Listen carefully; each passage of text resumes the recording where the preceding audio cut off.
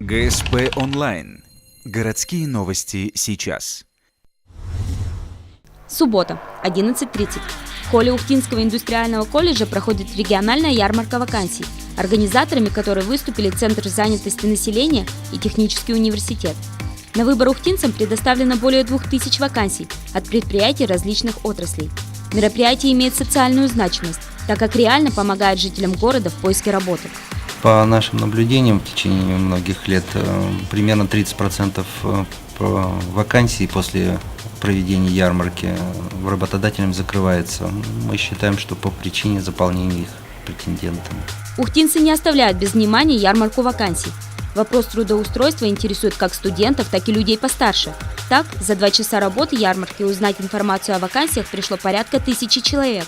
Некоторые из них уже скоро выйдут на свои новые рабочие места.